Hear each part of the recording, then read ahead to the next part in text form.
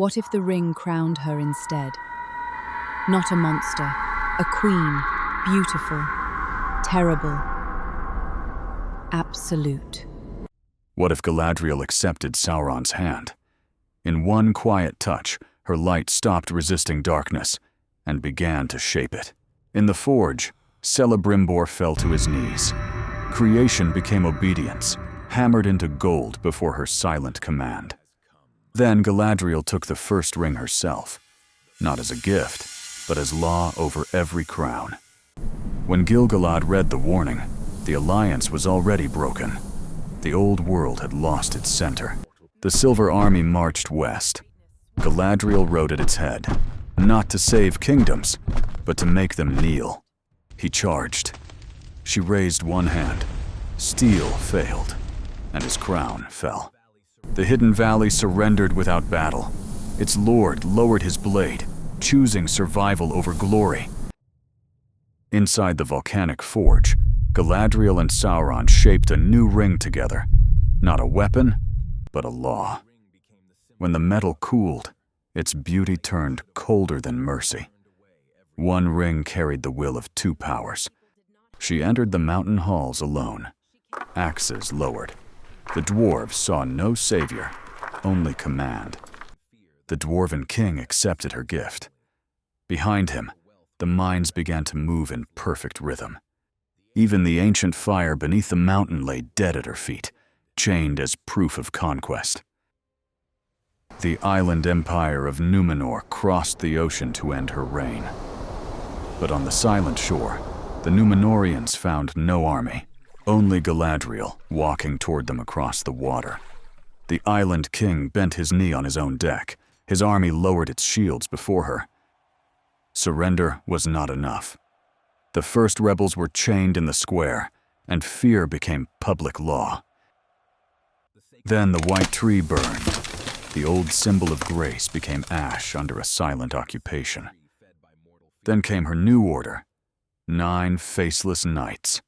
They kept their swords, but lost their names.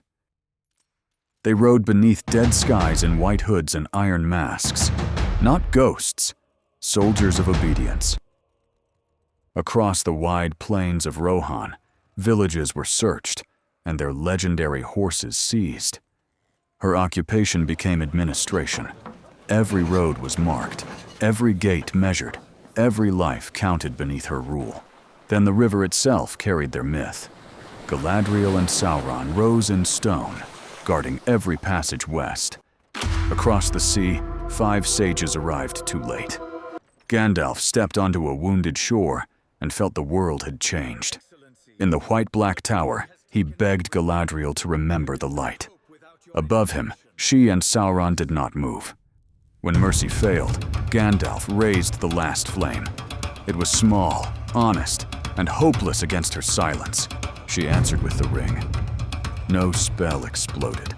Her will simply pressed down until his courage began to break. His staff charred in his hands. The old power cracked, turned to ash, and fell across the black stone. Galadriel did not kill him. She sealed Gandalf in crystal, forcing him to watch the Empire endure. Radagast was hunted in his own woods. The Queen's corrupted spiders purged the forest, leaving no escape. The drums came first, then the warnings. Prisoners raised above the road, so every village learned who ruled now. Nature itself was enslaved. The ancient Ents were bound in iron, becoming living engines for Mordor. The conquered fields were organized into silence. Grain, roads, carts, and labor moved by command. The Shire fell to industry. Frodo and Sam worked the barren fields until freedom became a memory.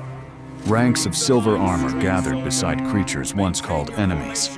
Under her empire, every tribe became a weapon. The army spread beyond the horizon. Not chaos, not rebellion. One machine, waiting for a single order. From the highest heavens, Ilúvatar watched the storm. Even the Creator saw no rescue for Middle-earth.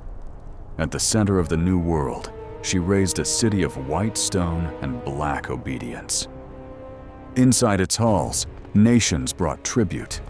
Banners, labor, and bloodlines entered beneath her throne. There, Galadriel sat above them all. Sauron stood beside her, not master, but accomplice. In armor and silence, he understood the truth. He had not broken her. He had found his equal. The ring shone on her hand. Her face remained calm, and that calm was worse than rage. The world had not fallen to darkness alone. It fell to light that decided it deserved to rule.